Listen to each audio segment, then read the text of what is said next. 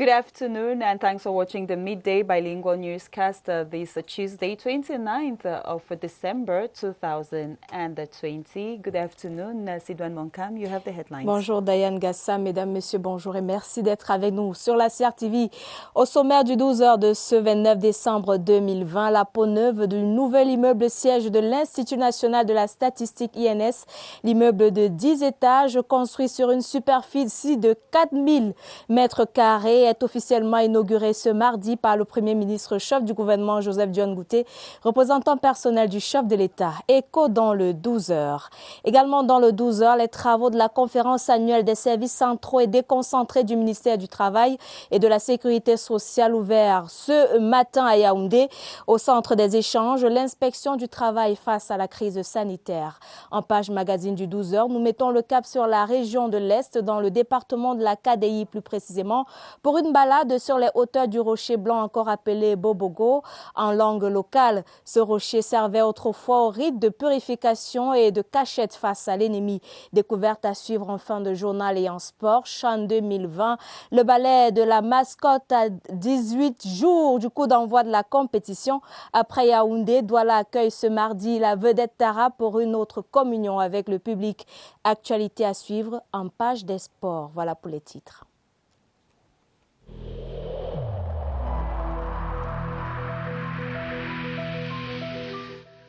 Il est essentiel que les mesures qui ont été indiquées soient absolument respectées par chacun de nous. Lavez-vous régulièrement les mains à l'eau et au savon ou à l'aide d'un gel hydroalcoolique. Restez à au moins 1 mètre de distance des autres personnes, surtout si elles toussent, éternuent ou ont de la fièvre. Si vous avez de la fièvre, de la toux ou des difficultés à respirer, consultez un médecin.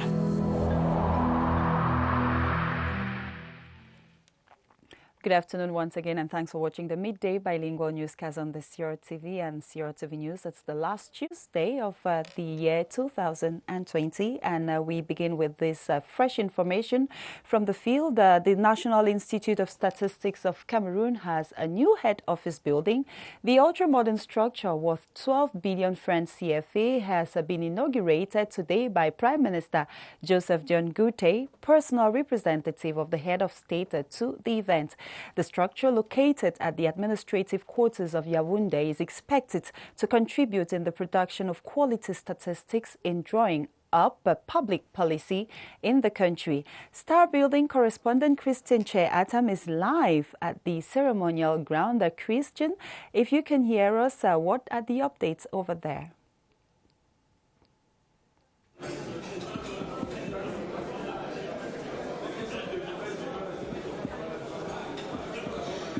Bonjour Diane, bonjour Sidouane. Que de bonnes paroles entendues ce jour sur l'Institut national de la statistique. À la suite du président de la République Paul Biya, lors de son adresse à la nation le 31 décembre 2019, tous les intervenants du jour s'accordent à dire que l'immeuble siège de l'Institut national de la statistique est la preuve de plus pour montrer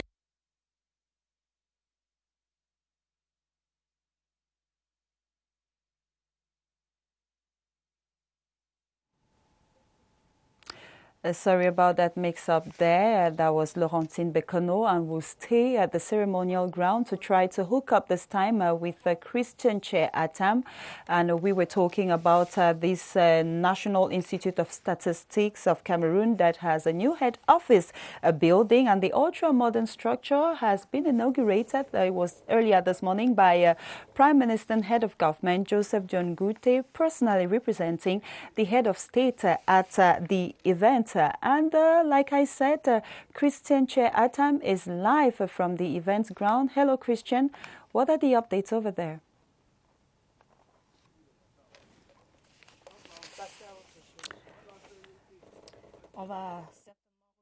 Nos reporters en direct donc de cette cérémonie d'inauguration du nouvel immeuble siège de l'Institut national de la statistique au cours de ce journal. Diane, si les dieux de la technique sont avec nous. Et dans la suite du journal, l'actualité du jour également, c'est cet autre événement, l'inspection du travail face à la crise sanitaire, enjeux, défis et perspectives. C'est sous ce thème central que sont axés les travaux de la conférence annuelle des services du ministère du Travail et de la Sécurité sociale, comme vous le voyez en image. Les responsables des services centraux et déconcentrés conviés à cette rencontre présidée par le ministre Grégoire Owona, passant en revue les actions menées au cours de l'année qui s'achève. Il s'agit en outre de s'assurer de la conformité des conditions de travail au texte législatif dans un contexte marqué par la pandémie du coronavirus. And we talk about local development in this newscast with the tarring of the NKOLESSONG, NDING and Nanga Eboko Bifogo roads, which were officially inaugurated yesterday by Public Works Minister Emmanuel Nganu Jumeisi. During yesterday's inaugural event, both mayors of Nkoteng and Nanga Eboko lauded government for the completed projects. As Joyce Kimbi Forwajo reports, the projects were financed by the Public Investment Budget of Cameroon. Let's get the details in the following report. Inaugural rites respected. Last act of the ceremony that kicked off with an appreciation visit on the third section of the roads. Both mayors of Nkoteng and Nanga Eboko, in synergy with the senator of the Upper Sanaga division, appreciated the realization that has turned their nightmares into joy. The tarring of the NKOLESSONG, NDING and Nanga Eboko Bifogo roads are priority to government. For the head of state to concretize his commitment, he decided to build this road. When he takes the decision, he makes sure that his decision is concretized. The joy of the locals were further intensified by the announcement of more complementary works. We have started constructing the communal road, but we have amenities like classrooms, which to be constructed. We have also a water supply system to be constructed. However, the mayors were challenged to ensure maintenance of the roads that costed government a colossal sum of over 55 billion CFA francs.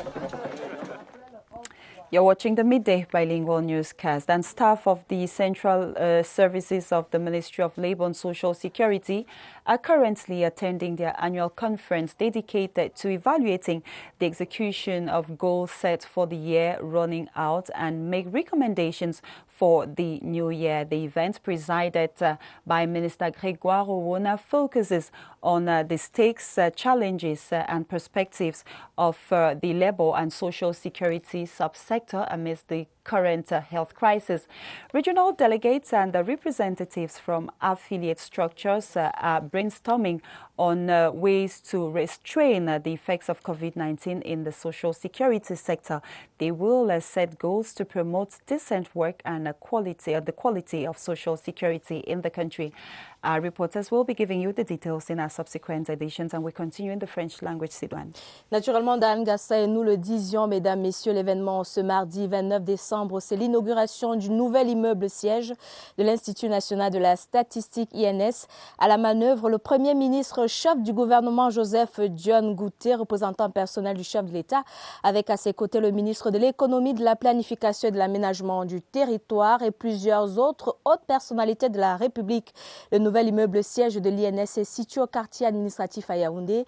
Il s'étend sur une superficie de 4000 mètres carrés sur 10 étages avec une capacité de 12 000 personnes. Pour les dernières nouvelles de cette cérémonie d'inauguration, retrouvons en direct de cet immeuble siège de l'INS Laurentine Bekono qui s'impatiente. Bonjour Laurentine, vous avez l'antenne. Que de bonnes paroles entendues sur l'Institut national de la statistique. À la suite du président de la République, son Excellence Paul Biya, lors de son adresse à la nation le 31 décembre 2019, tous les les intervenants du jour s'accordent à dire que l'immeuble siège de l'Institut national de la statistique est la preuve de plus pour montrer que le progrès social au Cameroun n'est pas un vain mot. À mes côtés, le directeur général de l'Institut national de la statistique. Bonjour, monsieur le directeur général. Merci, bonjour. Alors, c'est désormais ici, dans ce joyau architectural, que va poser les valises de l'établissement dont vous avez la charge. Le rêve devint enfin réalité. Oui, c'est vrai. On peut le dire aujourd'hui. C'est un grand jour. Le rêve est devenu réalité. Ça veut dire que nous avons cru à l'ambition du chef de l'État. L'ambition, lorsqu'on y croit, c'est un défi, on peut le lever. Nous avons levé 6 ans que nous avons lancé les travaux et aujourd'hui, nous avons procédé à la réception. Ceci nous amène à dire le chef de l'État et le gouvernement ont fait leur travail. Ils nous ont rendu l'Institut visible. Aujourd'hui, c'est notre tour de travailler. C'est la contrepartie, c'est la production et la mise à disposition des informations de qualité pour la politique de développement parce que l'émergence du Cameroun va se traduire dans la mise en œuvre de politiques. Et comme vous avez entendu, le Premier ministre et le ministre de l'économie nous engageaient à tout faire pour que des informations de bonne qualité soient disponibles pour suivre la mise en œuvre des projets, mais surtout pour mesurer le progrès du Cameroun en matière de développement humain durable. Avec nous, Christian Cheatam, vous avez le directeur général de l'Institut.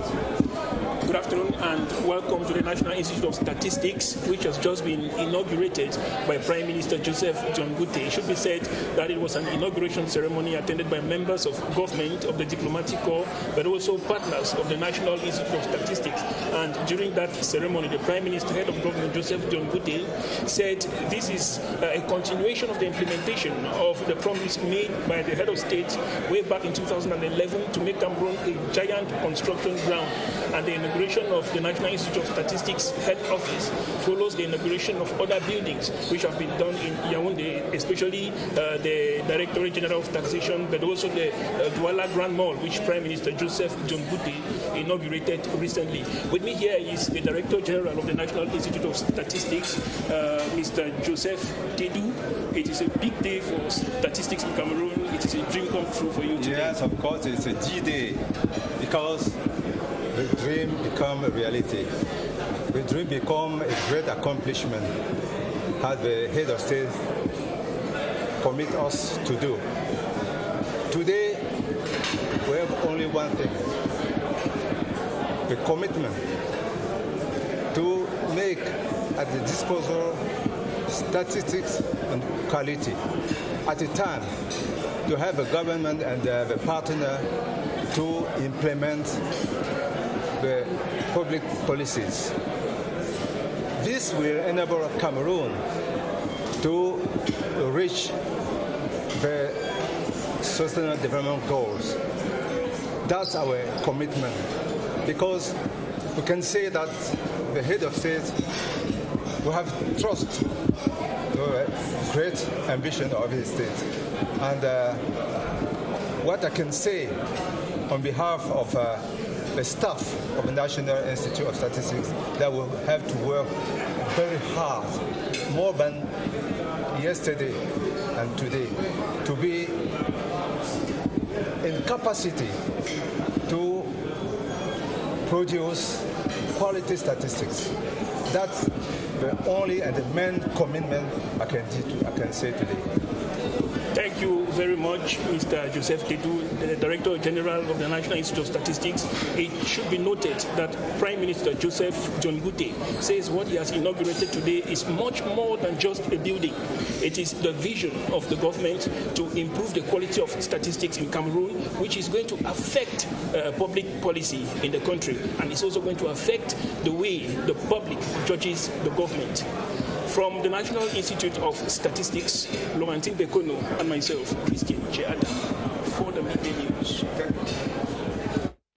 Thank you so much, Laurentine and Christian. And it's indeed a laudable initiative to reach the Sustainable Development Goals. And we talk something else now. The National Civil Registry is holding their 8th Extraordinary Session and 10th Ordinary Session at the Yaoundé Council Hall to evaluate the institution's budget for the year 2021. BUNEC is involved with the registration and issuance of birth certificates and other legal civil documents. On the agenda today is the digitization of the national civil status documents, the adoption of all projects to be financed by BUNEC, and sanctions of workers with fake documents in the country. The ceremony is currently being chaired by Fayengo Francis, board chair of the institution, and our reporters in the field will be giving you the details in our subsequent news editions. And the board chair of directors of the University of Yaoundé 1 is strategizing on how to modernize studies in the institution while banking on research. This was the substance of a budgetary meeting that opened yesterday in Yaoundé. This session was presided over by the chairperson, Mrs. Menge Zomo Tiam Ondo Suzanne. Romeo Kenyi was there and brought back the following report. The University of Yaoundé 1 can boast of 72,000 students enrollment. This year, some 1,184 teachers were recruited to beef up staff number.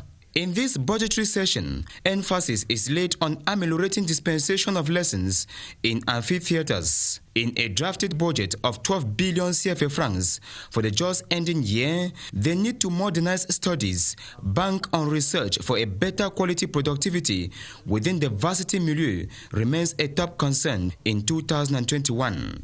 The budgetary session, presided over by the board chair, Madame Menge Zomone Tiam Ondo Suzanne, equally serves as a good venue for members to assess governance in affiliated universities. Aside the presence of the rector, Professor Maurice Aurélien Soso, some representatives of ministerial departments are equally taking part at the session. After evaluating current expenditures at the end of the year, an examination, adoption, and voting of the 2021 budget with a unanimous adoption of major resolutions. And we continue talking about board meetings, this time with the board members of the Cameroon News and Publishing Corporation, SOPECAM, who are currently meeting in Yaoundé for their 64th ordinary session. The session to adopt the 2021 budget is presided over by the board chair, Joseph Lay. During the meeting, the corporation's activity for 2020 will be evaluated to see how the about 9 billion CFA francs budget put by their at their disposal was managed, after which resolutions will be made and the 2021 budget adopted. We will be bringing you the updates in our subsequent news editions. And Sidouane, you continue. La suite naturellement avec le Bureau national de l'État civil BUNEC qui tient en ce moment ses 8e et 10e sessions ordinaires et extraordinaires. Au menu des travaux, l'évaluation du projet de performance de l'institution, le budget pour l'exercice 2021, l'élaboration d'un fichier numérique national d'état civil, l'adoption des résolutions portant statut du BUNEC, des résolutions accordant des primes de technicité aux agents informatiques et les résolutions portant licenciement de certains agents titulaires de faux diplômes. Les travaux sont présidés par Fayengo Francis, président du conseil d'administration, en présence du directeur général du BUNEC, Alexandre Marie Yomo. Nous y reviendrons dans nos prochaines éditions d'information. Messe d'action de grâce en l'honneur de l'honorable Célestin Tabouli, le député RDPC Mayo Danaï Sud dans l'extrême nord, est allé auprès des siens implorer et remercier la miséricorde divine pour ses bénédictions. La célébration eucharistique était dite par l'évêque du diocèse de Yagua, Barthélemy Yaouda Orgo. Malmoussa Lodou Blaise de CRTV Extrême Nord. 2020 qui s'achève aura été l'année du renforcement de la cohésion sociale et de l'obtention de résultats probants dans la lutte contre la précarité dans le Grand Karaï. Les populations qui voient derrière ce tableau la main de leurs députés ont rendu grâce à l'Éternel, non sans lui demander d'éclairer davantage leur porte-parole à l'Assemblée nationale. Après toutes ces années de vie professionnelle et maintenant avec ce mandat que le peuple me confie, il faut également demander à Dieu, n'est-ce pas, d'être au contrôle. L'officiant du jour n'en dit pas moins.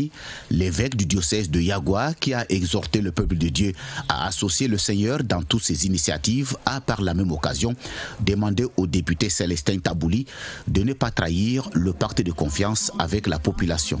On vous a élu pour que vous soyez avec votre peuple. C'est une mission. Et quand on ne fait pas, on manque à notre devoir. L'évêque du diocèse de Yagua et les fidèles ont imploré la miséricorde de Dieu pour la sagesse des dirigeants camerounais et le retour définitif de la paix dans les régions en crise, notamment l'extrême nord, le nord-ouest et le sud-ouest. You're watching the Midday News, and we are live from the Mbalatu Production Center here in Yaoundé. The novel coronavirus pandemic has dealt a mighty blow to the country's economy, with several businesses and households recording huge financial losses. In response, there has been some tax exoneration, assistance to households, and the creation of a special fund put in place by the state to relieve the effects of the pandemic. Luma Slim Davies comes back on the different measures put in place by government to succor these businesses. With the recovery of global economy and the implementation of the Growth and Employment Strategy paper, Cameroon's economic activities moved up with an estimated growth rate of 3.3% as from 2010 as against 1.9% earlier. This trend continued a while and was expected to maintain a stable growth until the outbreak of the coronavirus pandemic, which in no small measures cracked down on several sectors of the economy. Flights were suspended and airports became unfunctional. Land borders and sea borders also suffered, and the result was a drastic drop of activities in all sectors of the economy. Companies had to lay off workers to balance revenue with expenditures and minimize losses. Many businesses closed up or functioned less than their profitable capacity. The government then had to step in to salvage the situation. A survey was carried out and hard-hit businesses and households were identified for government's subventions. Several businesses were exonerated from certain taxes and custom duties. While the pandemic is said to have slowed down, government continues rendering assistance in cash and kind.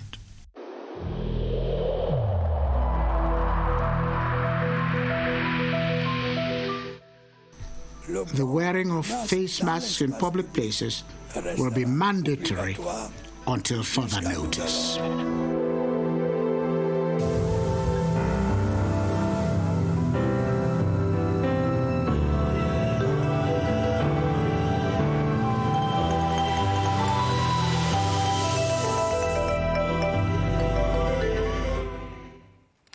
And out of the country, 48 hours after the historic presidential and legislative elections in the Central African Republic, the Minister of Territorial Administration, Internal Security, the chairman of the National Election Authority, and the Deputy Special Representative of the UN Secretary General have updated the public on post-election at a press conference.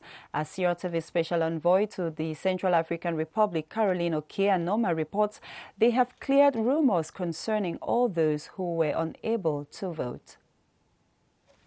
Thumbs up to the people of Central African Republic for braving all the odds and go to the polls. Those were the words of the Minister of Defense, alongside some members of government and top officials directly concerned with the electoral process. The people of the Central African Republic won yesterday, and they won a great victory against the armed groups, the three armed groups aligned with political actors who would block the vote in this country. So we consider this, yesterday, the great turnout, and we don't yet have the final results, a victory for those people, and really they showed their courage to come and stand in line and wait to cast their ballot for the presidential and for the legislative, despite the threats of the armed group. Of the 16 divisions of the country, only 2 divisions were unable to carry out elections. During the press conference, the question on the rate of participation was raised. 75 participation, I count. 127 councils have already submitted their reports and ballot counts. Ballot counts is ongoing in all the 5,408 ballot polls announced throughout the country, less 800 ballot polls that were closed. The election board has 8 days from the date of election to proclaim the results. 2 jours après les élections en République centrafricaine, la phase post-électorale s'ouvre après une journée de vote le 27 décembre, marquée par des violences à l'intérieur du pays. Le jour d'après s'est tenue une conférence des 3 ministres chargés de la défense, de la sécurité et de l'administration territoriale pour faire le bilan de cette journée de vote. Pour plus de détails, retrouvons l'envoyé spécial de la CRTV à Bangui, Elvis Mbimba. Retour au quotidien pour les électeurs de Bangui après l'inoubliable journée de vote de ce dimanche. Chez nous là-bas, à 7e arrondissement, on a beaucoup voté. Et puis notre environnement, c'est calme. Tu choisis seulement ce que tu veux, tu le votes. Moi, je suis content. Moi, je pense que nous, on va gagner. Premier tour KO. Loin de Bangui, 21 des 72 sous-préfectures n'ont pas connu de vote. 800 bureaux de vote sur les 5408 seraient restés fermés, du fait des violences que les autorités décryptent désormais. Nous avons eu en face de nous des mercenaires, des grands bandits qui étaient surarmés et qui ont surgi au niveau de cette zone de défense. Au départ, on ne savait pas qui faisait quoi. Aujourd'hui, les gens se sont levés les doigts. Me voici, ils sont identifiés. Nous avons pu organiser même des élections à partir de 12 heures. Les gens ont accepté de revenir et voter. Et ça, c'est un sentiment de satisfaction. Ça montre que le peuple centrafricain est déterminé. Place au dépouillement dans les 127 démembrements de l'autorité nationale des élections.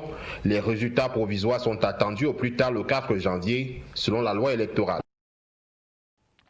We now take you to Baturi in the land of the rising sun to admire one of the splendors of nature with the Bogogo Mountain, also referred to as the White Mountain and believed to have some supernatural powers, served as a hideout for indigents during the colonial era.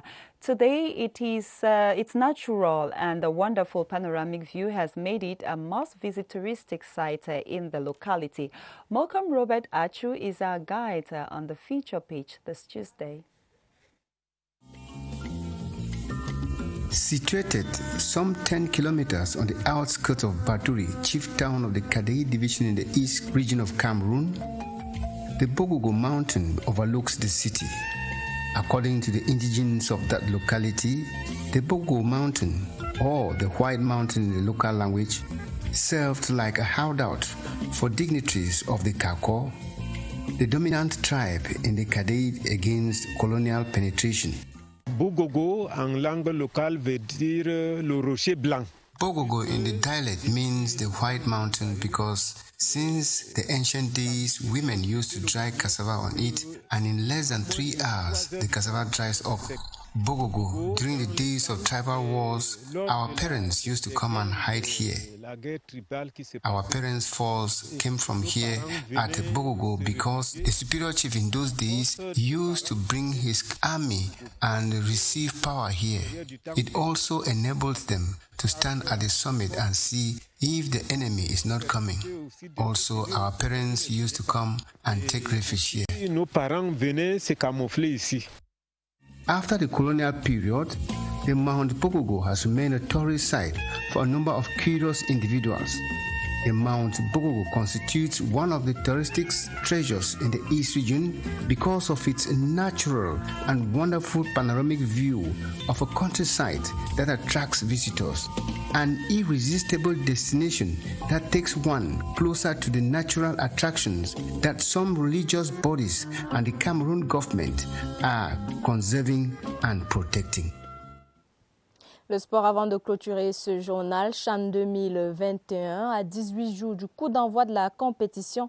Tara, la mascotte, poursuit sa tournée populaire. Après la capitale Yaoundé, la mascotte du CHAN est à Douala ce mardi. Pour une parfaite communion avec la population et une mobilisation pour la victoire, la mascotte a été reçue dans les services du gouverneur du littoral où a été donné le top départ de la caravane dans les artères de la ville de Douala. Gaël Moudjo Ndedi de CRTV Littoral suit pour nous cette caravane. Bonjour Gaël, quelle dernière nouvelle de ce côté?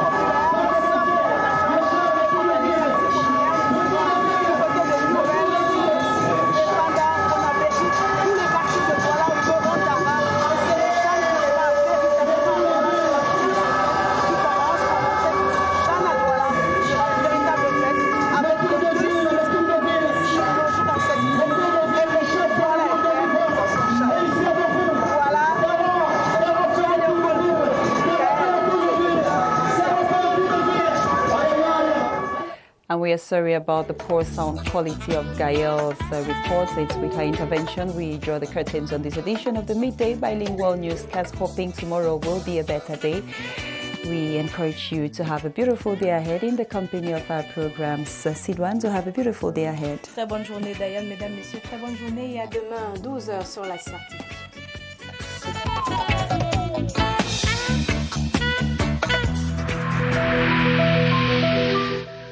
Il est essentiel que les mesures qui ont été indiquées soient absolument respectées par chacun de nous. Lavez-vous régulièrement les mains à l'eau et au savon ou à l'aide d'un gel hydroalcoolique. Restez à au moins 1 mètre de distance des autres personnes, surtout si elles toussent, éternuent ou ont de la fièvre. Si vous avez de la fièvre, de la toux ou des difficultés à respirer, consultez un médecin.